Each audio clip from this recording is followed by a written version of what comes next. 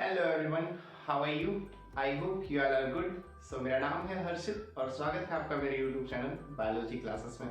तो स्टार्ट करते हैं बहुत दिनों बाद फिर से अपनी उसी जर्नी को, जहां से हमने छोड़ा था वहीं से स्टार्ट करते हैं। लास्ट लेक्चर में हमने बात करी थी सेकेंड चैप्टर की, दैट इज बायोलॉजिकल क्लासिफिकेशन, और फर्स्ट चैप्टर हम लोग कंप्लीट कर चुके हैं, द लिविंग वर्ल्ड। आज हम लोग बात करने वाले हैं chapter number 3, that is plant kingdom. ठीक है, तो चलो स्टार्ट करते हैं चैप्टर नंबर 3 एनसीईआरटी क्लास 11। ठीक है, जैसे कि नाम दे रखा है चैनल का बायोलॉजी क्लासेस, तो बायोलॉजी की क्लासेस चलती हैं यहाँ पर। ठीक है, तो आज हम लोग बात करने वाले हैं चैप्टर नंबर 3। यहाँ पर लिखा हुआ है किंगडम प्लांटी। ठीक है, वैसे तो प्लांट किंगडम, एनिमल किंगडम, ये सारे आर.एच. व्हिटेकर जी ने दिए थे। जो तीसरा चैप्टर है, इसके बाद जो हम पढ़ेंगे फोर्थ चैप्टर, वो है क्या एक्चुअली में, तो थोड़ा सा उसके बारे में बात कर लेते हैं। सेकेंड चैप्टर में हमने क्या पढ़ा था? सेकेंड चैप्टर में हमने पढ़ा था, अगर मैं यहाँ पर थोड़ी सी रफ वर्क कर लूं तो आपको याद दिलाने के लिए एक रिकैप के तौर पे हम लोग बात करते हैं कि आर.एच. व्हिटेकर ने दिया था 5 किंगडम ऑफ क्लासिफिकेशन। कुछ याद आ रहा है क्या? 5 किंगडम ऑफ क्लासिफिकेशन दिया था 1969 में। ठीक है, आर.एच. व्हिटेकर ने दिया था 5 किंगडम ऑफ क्लासिफिकेशन। उस 5 किंगडम में उन्होंने बताया था मोनेरा के बारे में।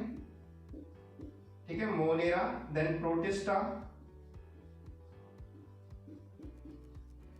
उसके बाद फंजाई, फिर इधर लिख देता हूं प्लांटी और एनिमेलिया।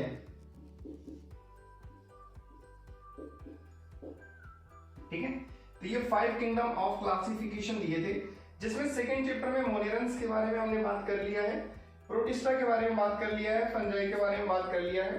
अब हम लोग प्लांटी की बात करेंगे। तो प्लांटी एक्चुअल में क्या है कि काफी ब्रॉड होने की वजह से यहाँ पर उन्होंने सेपरेट चैप्टर बना दिए हैं अपने प्लांट किंगडम के और एनिमल किंगडम के। तो वही प्लांटी के बारे में अभी आर.एच. व्हिटेकर का 5 किंगडम क्लासिफिकेशन ही चल रहा है, तो हम लोग बात करने वाले हैं प्लांटी की, यानी कि प्लांट किंगडम की। तो आइए इसके बारे में स्टार्ट करते हैं, और स्टार्ट करने से पहले मैं थोड़ा सा इसे रफ कर दूं ताकि कंफ्यूज ना हो। ठीक है, ये समझाने के लिए था कि दिमाग में आ जाए कि अभी हम लोग 5 किंगडम ऑफ क्लासिफिकेशन ही पढ़ रहे हैं। ठीक है, तो बात करते हैं, सबसे पहले स्टार्ट करते हैं हम लोग किंगडम प्लांटी के बारे में कुछ देखते हैं कि क्या कहा है आपके एनसीईआरटी ने कि ऑल द मल्टीसेलुलर यूकैरियोट, जितने भी मल्टीसेलुलर यूकैरियोट। अब यूकैरियोट और प्रोकैरियोट मैं आपको बता दूं कि यूकैरियोट जिनमें ट्रू न्यूक्लियस पाया जाता है, और प्रोकैरियोट यानी कि न्यूक्लियस से पहले वाले। प्रो मींस पहले वाले और कैरियो मींस न्यूक्लियस, तो न्यूक्लियस से पहले वाले जो भी हैं वो प्रोकैरियोटिक कहलाते हैं, और जिनमें वाकई में न्यूक्लियस पाया जाता है उन्हें यूकैरियोटिक बोलते हैं। तो जितने भी मल्टीसेलुलर यूकैरियोटिक प्लांट थे वो सभी प्लेस किए गए हैं किसमें? किंगडम प्लांटी के अंदर। फिर नेक्स्ट लाइन होता है दे आर ऑटोट्रॉफिक। ऑटो का मतलब होता है स्वयं। ठीक है, जो अपना भोजन स्वयं बनाते हैं, ऑटो। अब ऑटो हम लोग उस वाले उसको भी बोलते हैं जिसमें हम लोग चलते हैं, इधर उधर जाते हैं कहीं घूमने फिरने, उसे भी ऑटो ही बोलते हैं। एक्चुअल में ऑटो का वर्ड होता है स्वयं। अब ऑटो ड्राइवर चलाता है, लेकिन स्वयं क्यों बोला गया? तो वो इसलिए बोला गया कि पहले जमाने में जब गाड़ियां चलती थी, बहुत पहले की बात कर रहे हैं हम लोग, तो जब बहुत पहले गाड़ियां चलती थी तो आपने देखा होगा आगे या तो बैल लगे होते थे या भैंस लगी होती थी। इस तरह से गाड़ियों को खींचा जाता था। अपने आप कोई गाड़ी नहीं चलती थी, कोई ना कोई आगे जानवर वगैरह लगाए जाते थे, वो गाड़ियों को खींचते थे। फिर उसके बाद और आविष्कार हुए, नए नए एक्सपेरिमेंट आए, और उसके बाद फिर ये इंजन वाली गाड़ियां आ गई। इन्हें कोई खींचता नहीं था, ये अपने आप चलती थी। ड्राइवर तो सिर्फ हैंडल संभालता है ना, ड्राइवर उतर के खींच के चलाता तो नहीं है ना, तो चलती अपने आप है, सिर्फ हैंडल संभालता है, तो that's why it is called auto. तो ऐसे ही बोला गया है, जो भी वर्ड है उसका मतलब होता है स्वयं। ठीक है, तो जो अपना भोजन खुद बनाए, यानी कि they manufacture their food by photosynthesis. और खुद कैसे? पेड़ों के हाथ पैर तो होते नहीं है कि रोटी बेल ले, आटा मार ले, तो कैसे बनाते हैं? तो वो बनाते हैं फोटोसिंथेसिस। फोटो यानी कि लाइट, और सिंथेसिस यानी कि प्रोड्यूस। ठीक है, लाइट की रोशनी में, यानी कि लाइट की वजह से अपना खाना बनाना, सूरज की रोशनी में अपना खाना बनाना, दैट इज कॉल्ड फोटोसिंथेसिस। इसके बारे में भी हम लोग बात करेंगे जब डिटेल में हम लोग प्लांट फिजियोलॉजी पढ़ेंगे, तो फोटोसिंथेसिस का पूरा एक चैप्टर है, इसको बहुत डिटेल में हम लोग पढ़ने वाले हैं। ठीक है, अभी आ जाते हैं हम लोग इसमें फिर हमें इस चैप्टर में कौन कौन से ऐसे प्लांट है जिनके बारे में पढ़ना है। तो following plant group are included in kingdom plantae. First one is the algae, second bryophyte, then pteridophyte, then उसके बाद जिम्नोस्पर्म और एंजियोस्पर्म। ये 5 कुछ प्लांट हैं जो हमें इस चैप्टर में पढ़ने हैं।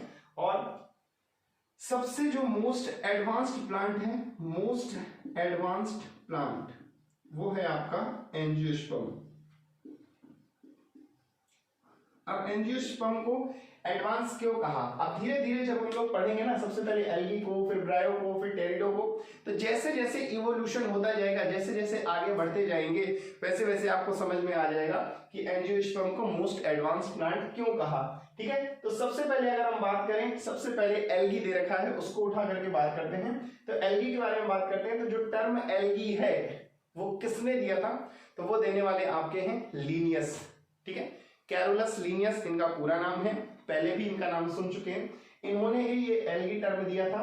और फाइकोलॉजी, स्टडी ऑफ एल्गी, हम जानते हैं कि किसी भी नेम में अगर लॉगी लगा है, LOGY लास्ट में आ रहा है, तो उसके पहले जो वर्ड लगा है उसी की स्टडी हो रही होगी।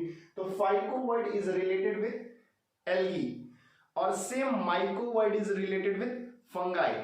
ठीक है, तो अगर माइकोलॉजी होगा तो फंगाई की स्टडी होगी, फाइकोलॉजी होगा तो एल्गी की स्टडी होगी। ये चीज याद रखना। तो study of algae is called phycology. ठीक, नेक्स्ट है father of phycology, that is Fritsch. इनकी एक किताब भी है, structure and reproduction of algae. कोई इंपॉर्टेंट नहीं है, सुन लो। आज इंट्रोडक्शन है, पहला लेक्चर है, इसलिए इंट्रोडक्शन के तौर पर ये सारी चीजें जितनी याद हो पाए अच्छी बात है, नहीं हो पाए कोई प्रॉब्लम नहीं है। ठीक है, नेक्स्ट लाइन है father of Indian phycology, MOP Iyengar. इससे कोई क्वेश्चन आ भी सकता है, नहीं भी आ सकता। अभी तक तो कोई क्वेश्चन नहीं आया, लेकिन सिर्फ समझने के लिए बता रहा हूं कि जनरल नॉलेज की चीजें भी कभी कभी सीखा करो। कि कोई चीज ज्ञान के लिए, हर चीज सिर्फ एग्जाम के बेस पर मत पढ़ा करो, कुछ इसलिए भी पढ़ा करो कि नॉलेज मिलेगी। ठीक है, तो याद रखो। अब ये कभी क्वेश्चन नहीं आएगा ना कि स्टडी ऑफ एल्गी किसे बोलते हैं, फाइकोलॉजी, माइकोलॉजी, ये क्या है। लेकिन कभी अगर कहीं टर्म लिखा हो तो ये चीज दिमाग में तो रहे कि क्या है, इसलिए ये सारी चीजें मैं बता रहा हूं। ठीक है, तो father of Indian phycology MOP Iyengar. अब हम लोग बात करते हैं एल्गी की डिटेल स्टडी के बारे में।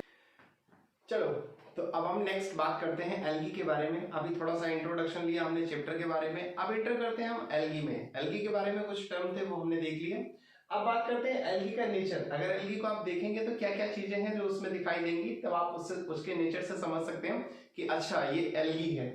तो आइए नेचर में पहला नेचर जो हम देखेंगे कि algae are found in both fresh and marine water. दोनों जगह देखने को मिलेगी, साफ पानी में भी दिखाई देगी और मैराइन यानी कि समुद्री जल में भी दिखाई देगी। ठीक है, सेकेंड है नेचर एल्गी का कि algae are found in many form. Algae आपको फिलामेंटस एल्गी भी देखने को मिलेगी, कॉलोनियल। कॉलोनियल का मतलब होता है कॉलोनी बना के, जैसे एक यहाँ रहता है, एक यहाँ रहता है, एक यहाँ रहता है, यहाँ यहाँ यहाँ यहाँ यहाँ, ऐसे अपनी कॉलोनी बना ले आसपास, तो दिस इज कॉल्ड कॉलोनियल। ठीक है, तो this form is called colonial. Simple, colony बना के रहते हैं इसलिए इसे कॉलोनियल बोलते हैं। तीसरा नेचर में देखने को मिलेगा कि algae are surrounded by mucilaginous sheet and blue cell wall is present. और इसी म्यूसिलेजिनस शीट के नीचे क्या दिखाई देगा? सेल वॉल दिखाई देगी, which is made up of, बहुत इंपॉर्टेंट है, सेल वॉल किसकी बनी हुई होती है? ठीक है, तो made up of cellulose and pectin. Important है, याद रखना, सेलुलोज और पैक्टिन की बनी हुई होती है एल्गी की cell wall, but mainly made up of, लेकिन ज्यादातर क्या किसकी देखने को मिलेगी? सेलुलोज, गैलेक्टन्स और मेनन्स। ठीक है, तीनों बहुत इंपॉर्टेंट हैं। सेल वॉल डायरेक्टली क्वेश्चन आता है कि cell wall of algae is made up of cellulose, galactans, mannans, यही ऑप्शन में आपको रखे हुए दिखाई देंगे। ठीक है, तो याद रखना कि नॉर्मल सेलुलोज और पैक्टिन की देखने को मिलेगी, लेकिन ज्यादातर मेनली सेलुलोज, गैलेक्टन्स और मेनन्स की बनी हुई दिखाई देगी। एंड मिनरल्स लाइक CaCO3 यानी कि कैल्शियम कार्बोनेट, और एक तरह का मिनरल भी इसमें पाया जाएगा, वो कौन सा है? That is calcium carbonate. On the basis of, next nature की हम लोग अगर बात करें तो on the basis of structure algae are thalloid. अब देखो, थैलॉइड का क्या मतलब होता है कि जैसे हम लोग एक प्लांट देखते हैं ना, अगर हम लोग बात करें किसी भी प्लांट की, तो हम लोग कैसे प्लांट को बनाएंगे, ये उसकी जड़ होंगी, ठीक है, फिर ये कुछ इस तरह से होगा ऐसे, ठीक है, ये ऐसे फैला हुआ इसकी जड़ होगी, फिर ये ऐसे कैनोपी, ठीक है, तो प्लांट कुछ इस तरह से यहां से ऐसे ब्रांचेस निकल रही होंगी, ठीक है, ठीक है, कुछ इस तरह से प्लांट हम लोग देखते हैं कि रूट भी दिखाई दे रही है, स्टेम भी दिखाई दे रही है, उसके बाद उसकी लीव्स भी दिखाई दे रही हैं, ठीक है, स्टेम भी दिखाई दे रही है, उसके बाद नीचे रूट भी दिखाई दे रही है। तो रूट, स्टेम और लीफ में जो डिवाइड हो जाए तो वो प्लांट हम जानते हैं, लेकिन ना तो रूट का पता चले, ना स्टेम का पता चले, और ना ही लीफ का पता चले, देखने में पता ही नहीं चल रहा कहाँ रूट है, कहाँ स्टेम है, कहाँ लीफ है। अगर इस तरह का कोई स्ट्रक्चर होता है तो उसे बोलते हैं थैलॉइड बॉडी, ठीक है, समझ गए। थैलॉइड का मतलब होता है कि plant is not differentiated into root, stem और लीफ। अगर किसी भी प्लांट को हम लोग रूट, स्टेम और लीफ में डिवाइड ना कर सके तो उसको हम लोग बोलते हैं थैलॉइड, ठीक है। Next, tissue system is also absent in algae. Algae में हमें टिश्यू सिस्टम नहीं दिखाई देता। टिश्यू सिस्टम क्या होता है, जब हम लोग पढ़ेंगे पूरा प्लांट के बारे में डिटेल, कौन सा है, शायद 6 है चैप्टर आपका, morphology of the plant kingdom, उसके बाद एनाटॉमी। जब हम एनाटॉमी ऑफ फ्लावरिंग प्लांट्स पढ़ेंगे ना, तो वहां पर टिश्यू सिस्टम की हम लोग डिटेल में बात करेंगे। अभी सिर्फ इतना याद रखो कि टिश्यू सिस्टम हमें नहीं देखने को मिलता है। नेक्स्ट नेचर है, on the basis of nutrition algae are photo autotrophic. अभी हम पहले भी बात कर चुके हैं फोटो ऑटोट्रॉफिक क्या होते हैं, तो यहाँ पर दोनों चीजें लिख दी है, फोटो भी लिख दी है और ऑटो भी लिख दी है, यानी कि दे हैव क्लोरोप्लास्ट, उनके पास क्या होता है, क्लोरोप्लास्ट होता है, इन विच फोटोसिंथेटिक पिगमेंट आर प्रेजेंट।